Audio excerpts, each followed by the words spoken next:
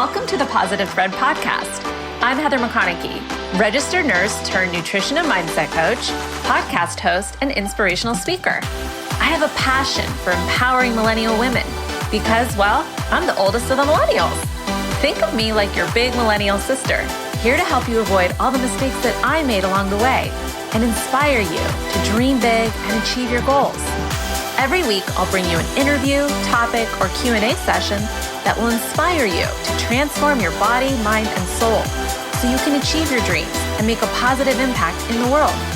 We believe that when women prioritize self-care, everyone wins. If that sounds good to you, you're in the right place. Are you ready? Let's start the show.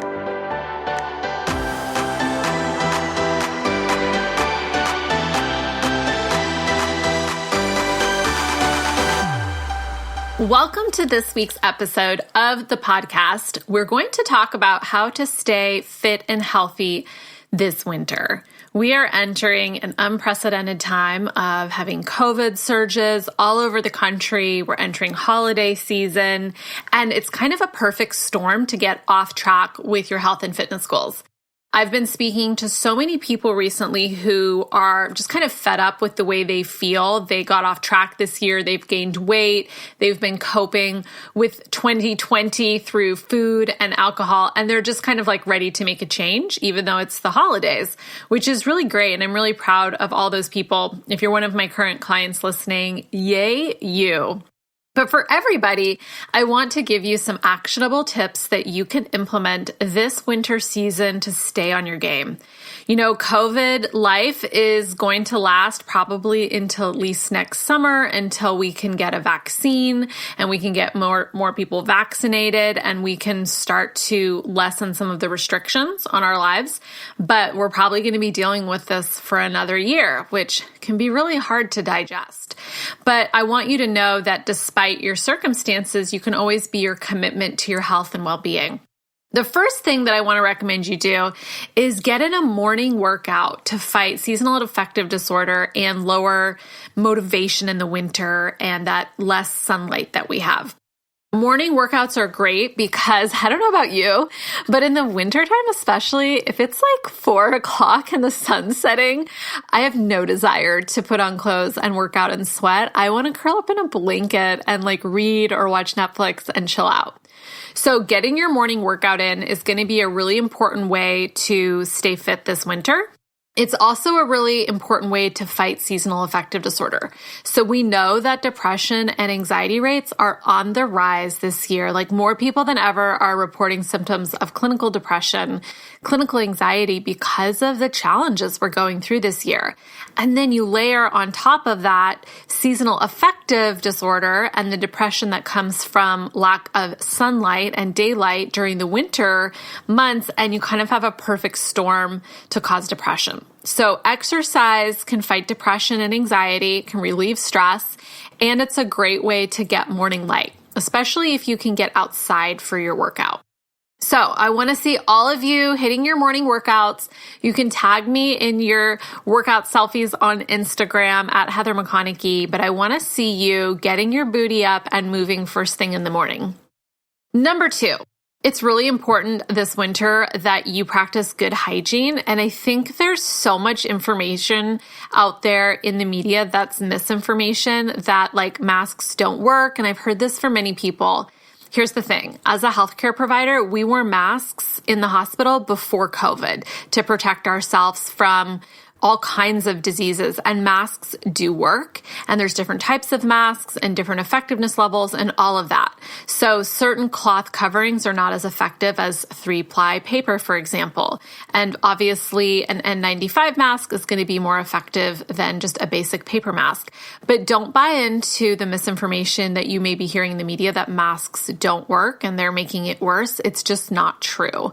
And I really recommend that you practice good hygiene with your mask, and that you also wash your hands regularly. So washing hands is one of the most important ways to stay healthy this winter, and avoiding touching your eyes, your nose, your mouth, your mucous membranes on your face is also going to help you stay well and prevent yourself from getting sick, whether it's with COVID or the flu or just a cold.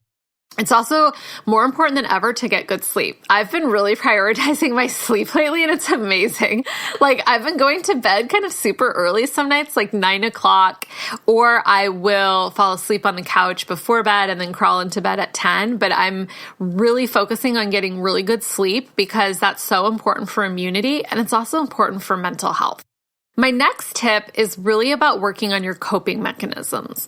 So even during quote unquote regular life before COVID, a lot of us still experience tremendous stress. And I saw this in my clients. I worked with people who, had a lot of stress from navigating having kids to having jobs, home lives, just all of the things of normal life. So baseline stress in the developed world, especially in America, is pretty high. And then we just added on like COVID, and we added on a presidential election, and we also added on civil unrest in our country this year. And it's just like a perfect storm, I'm using that phrase again, of things that are going to stress you out. All of us are being tested right now in one way or another. And I like to say that, I think I read this somewhere, we're all going through the same storm, but we're not all in the same size boat. So some people are not as stressed out by the situation as other people because maybe they're financially free, they're retired, they're stable at home, they don't have to go to a job, they don't have to worry about that. Other people may be struggling because they work in the service industry and they've lost their job and their unemployment's running out and they've got a sick parent. So all of us are being affected by what's happening this year, but to varying degrees. And you don't need to negate what you're going through or lessen your experience because it's your experience. Like, you have the set of circumstances that you have, and you can't make yourself wrong if your circumstances aren't as bad as other people's. But just remember that all of us are being tested right now. And you need to have good coping mechanisms for this. Otherwise, you will turn to quick fixes like food, alcohol, drugs, smoking, unhealthy habits that aren't actually going to make you feel good. They're going to make you feel worse the next day, and they're not going to actually solve the problem. I remember when I used to use alcohol to cope a lot. I used alcohol to cope with the stress of being a nurse. And I would just feel frayed at the end of a shift. Like my nerves, my nervous system, my body. I just was like, whoa, I need something to take the edge off. And alcohol was a very quick, socially acceptable way to do that. And it's not bad or wrong. It just has a certain outcome for you in life. If you're drinking all the time, you're going to be increasing the toxic load on your liver. You're going to negatively impact your sleep. You're going to gain weight. You're not going to feel as good. And it's not a judgment. It's just like, hey, is this actually working for me?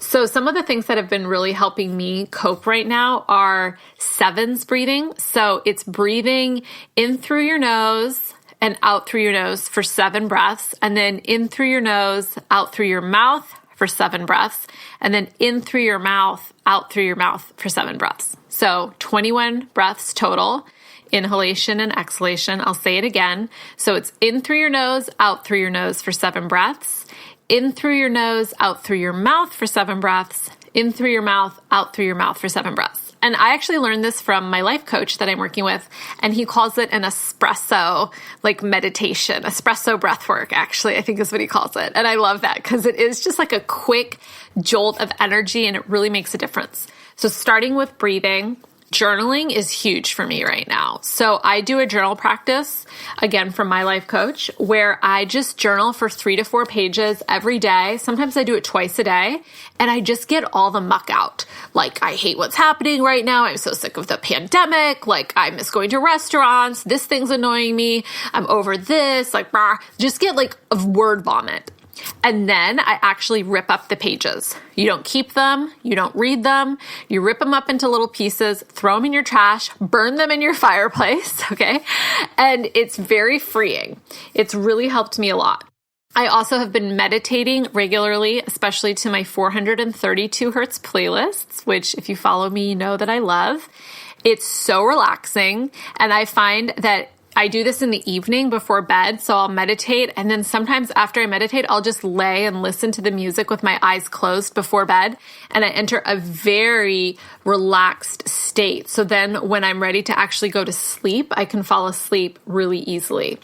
News fasts. So I've definitely been reading the news more than I normally would because I just want to be informed about what's happening in our country. But taking a news fast is also something that's really helpful.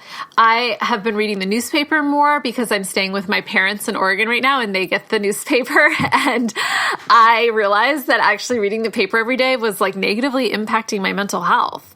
So there's a way to be informed. You can consume 10 minutes of news a day and be up to date on everything that you basically need to know. I also have been loving hot baths. So now that it's winter, it's a great time to indulge in self-care. So I do an Epsom salt bath. I love lavender Epsom salts. Light a candle, dim the lights, play some music. So relaxing. You can have a glass of kombucha or just like lemon water or something. When you come out of your bath, have like a glass of chamomile tea, and that will really help prepare you for bedtime.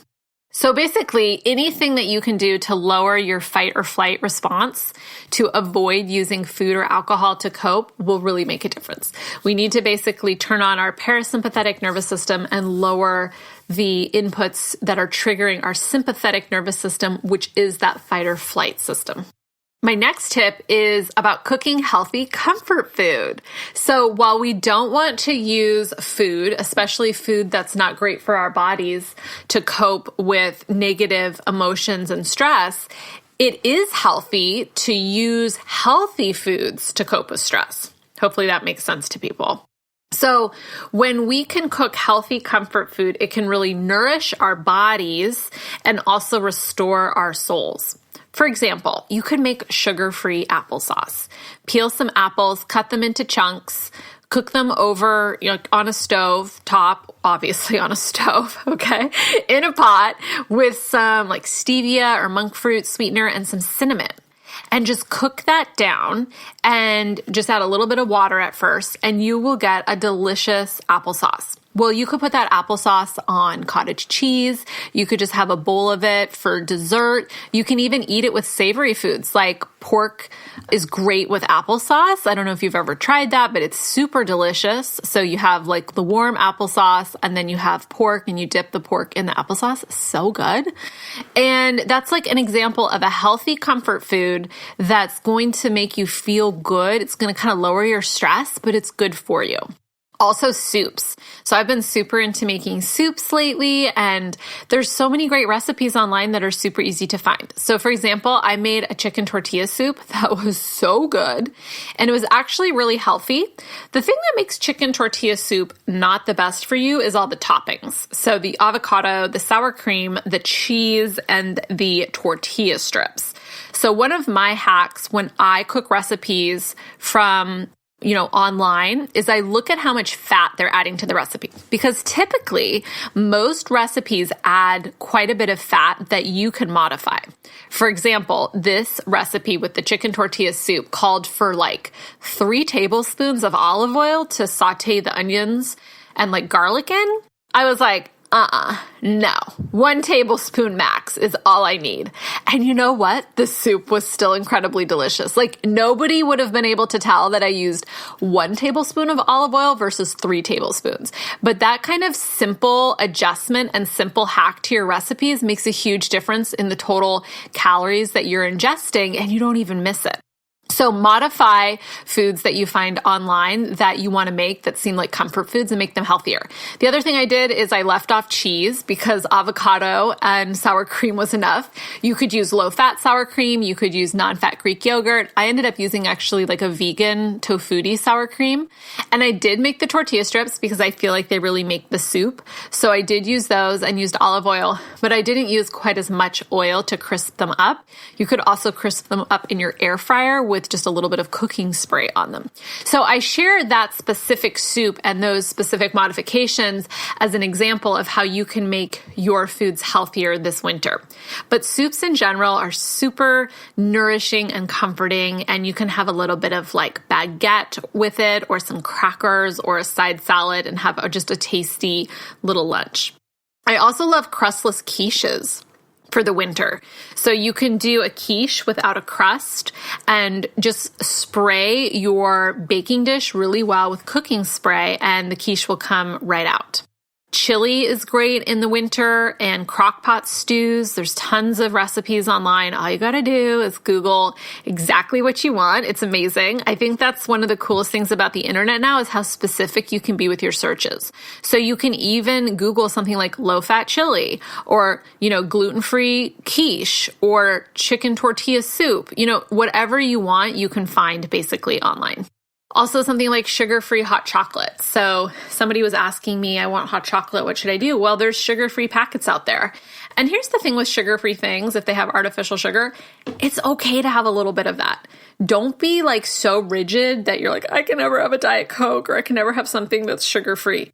Use good common sense and, remember moderation in everything. Okay, my next tip is to find cozy comfort and warmth outside of food.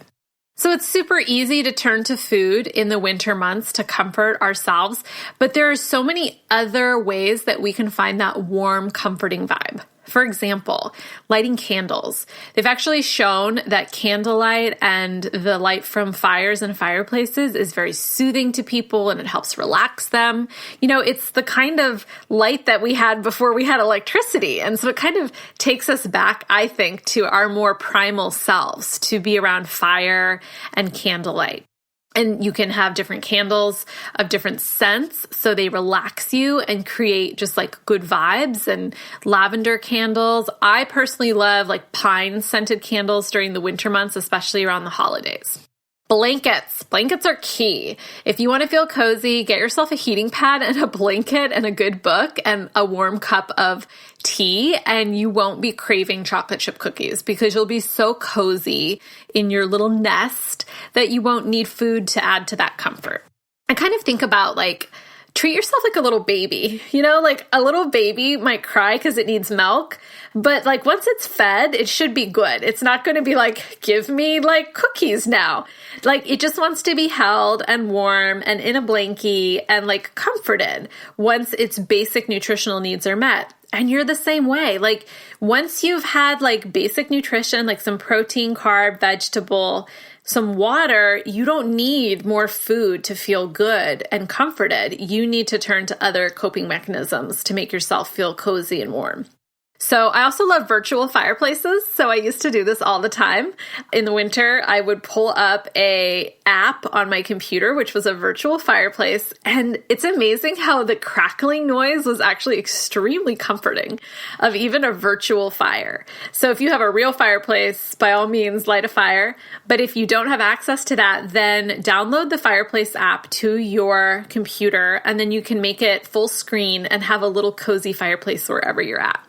Time with pets is also super amazing to just make us feel cuddly and warm and comforted. Cuddling with your partner, just physical touch in general. I think a lot of us are experiencing a lack of physical touch this year because of COVID.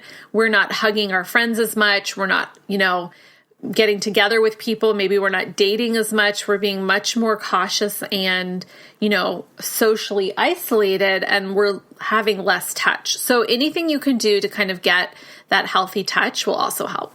And then lastly, a warm cup of tea, the British were onto something. Okay, my next tip is about the holidays. We are about to have Thanksgiving here in the United States, and then we're going to enter December. I think there might be less temptations for people because I think there's going to be a lot fewer Christmas parties and holiday parties. There's going to be fewer office parties this year, so a lot of workplaces aren't going to have holiday parties. And so I think there might actually be less temptations for people, but I know people are going to go to the store and still buy candies and cookies and the holiday things that are in the store. I'm going to go to Trader Joe's later and I'm going to be tempted by peppermint chocolate marshmallows and, all the holiday foods. So it's still out there, even though we might have less social events to go to. My recommendation for holidays like Thanksgiving is to have the holiday meal, but not a holiday week or not a holiday weekend. So my clients get to have a free meal every week, one meal that they don't have to track or worry about the macros on. It's kind of just like a mental break. But they can also have a day off of tracking when a holiday hits, a major holiday. Look, if you take Thanksgiving Day off your healthy eating plan and you just kind of eat whatever that day and you get right back to your plan the next day, one day out of the month is not going to throw you off your goals at all. And I've coached multiple clients through the holidays following this protocol, and they've all gotten amazing results. So like you could do that for Thanksgiving, and then maybe Christmas, or, if you celebrate another holiday, a special night, for that holiday, or New Year's Eve, whatever you want to do. If you take one day just off and eat what you want, then it's not going to throw you off. It's when you turn it into a weekend or a week that you get into trouble. I also recommend that you pick your poison. So instead of having hors d'oeuvres, the cheese plate, the nuts, wine, dessert, 2 pieces of pie with whipped cream and ice cream, you think about what's really important to you. So for me, I don't drink much at all anymore. So I can bypass the wine or champagne and not feel like I'm missing out, but I'm probably going to want a piece of apple pie if that's available. I can do without mashed potatoes, and I'm not a fan of gravy and breads. I can do without that, but I'm probably going to want stuffing, for example. So again, it's really about making choices for yourself and really consciously thinking about, what do I actually really like to eat? What's important to me? What is going to make me feel the most satisfied with this holiday? Okay, next tip is around closures that are happening in our country right now. I'm currently in Oregon where I'm filming this, and they just announced a 2-week freeze where they're shutting down all gyms and all indoor dining. So in some ways, the indoor dining thing is good, and it kind of, balances with the gym shutting, because now I can't, go out to restaurants as much, which I still like to do. There's a couple places where I like to go and take my computer and get a coffee and maybe a muffin or something and work. So, okay, so we have less temptation there, but okay, I can't go to the gym for 2 weeks. I can't go do my Orange Theory classes. So I need you to be flexible with closures and roll with the punches. One of the things that I've been doing lately is practicing acceptance of things that I don't like or that I wish were different. So I simply say, I accept that blank. I'll give you an example from my life. I'm single. I've been single for a while, and I would prefer not to be single. I would prefer to have a loving, amazing partner. If you're listening and you have somebody you want to set me up with, message me on Instagram. I'm super open to being set up with amazing people. And I have been practicing just saying, I accept that I'm single, or I accept my singleness. And just saying that multiple times to myself has really created a deep sense of peace and calm for me and alleviated suffering around that. So we can do that with things like COVID too. We can say, I accept that there's a 2-week freeze and gyms are closed. I accept that I have to wear a mask in the store right now. I accept that restaurants are closed. So I invite you to start practicing radical acceptance of what's happening both personally in your life and nationally and globally what's happening, because it's really going to help reduce your suffering. Now let's talk some tactical things that you can do with closures. So for example, okay, restaurants are closed. Well, that's actually better for us with our health and fitness goals.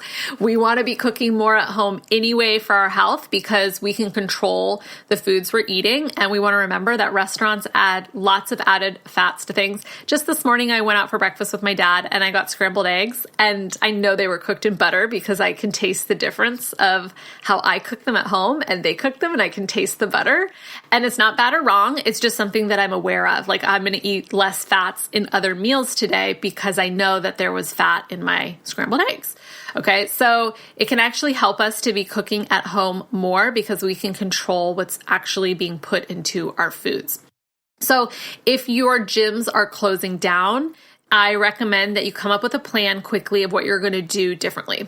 This whole season is really about learning to pivot quickly because closures come, closures go. Things change, and then we can't do this thing, but we can do this thing. And you just have to get really nimble in your life. Like, how am I going to pivot again?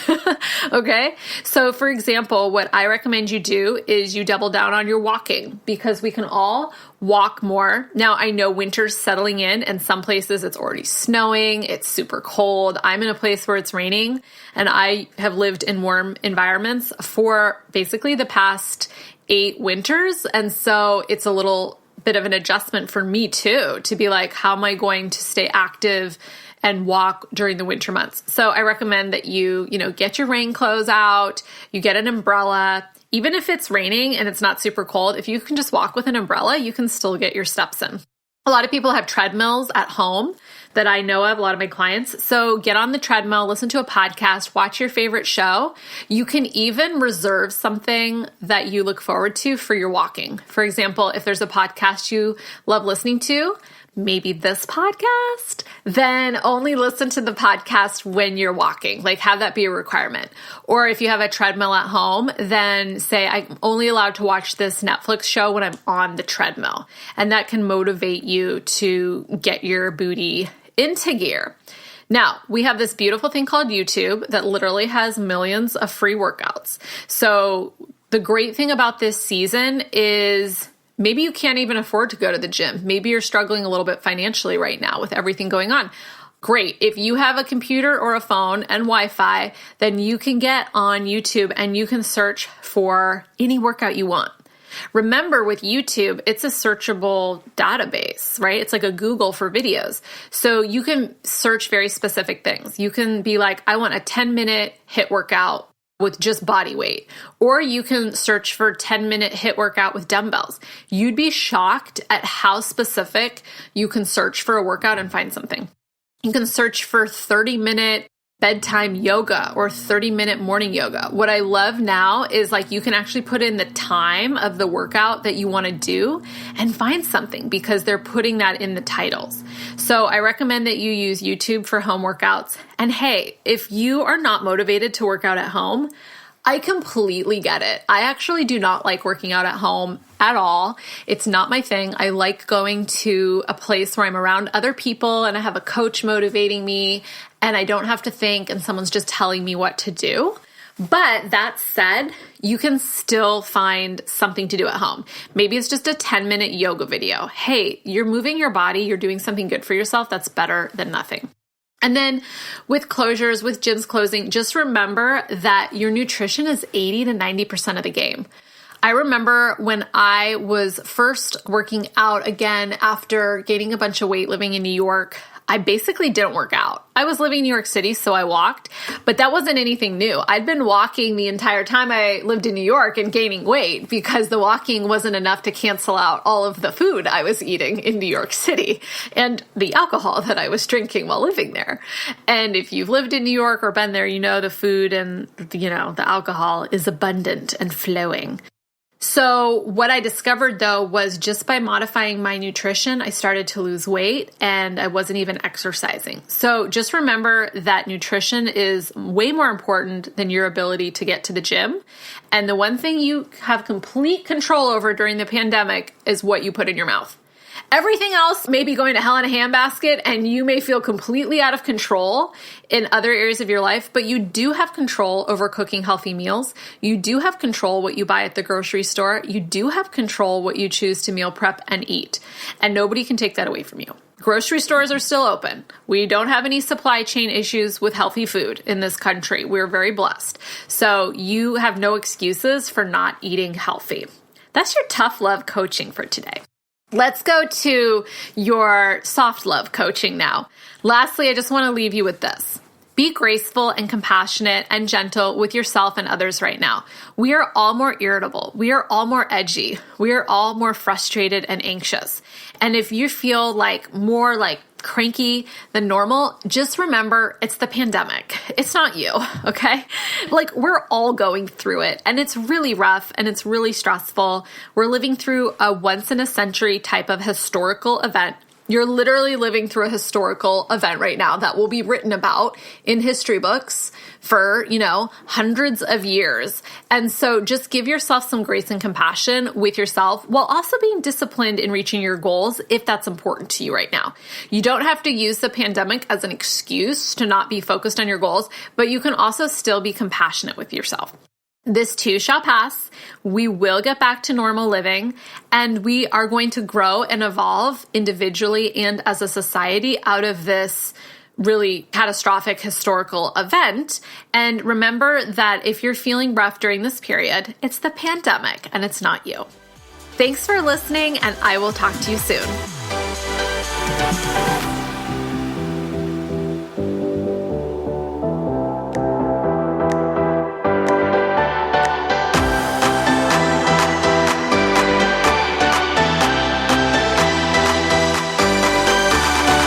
Thank you so much for listening to the podcast. If you found this valuable, please take a screenshot of the episode, upload it to your Instagram stories, and tag me at Heather McConaughey with your takeaway. Also, if you love the podcast, please subscribe, rate the podcast, and leave a review. I read all the reviews and they mean so much to me.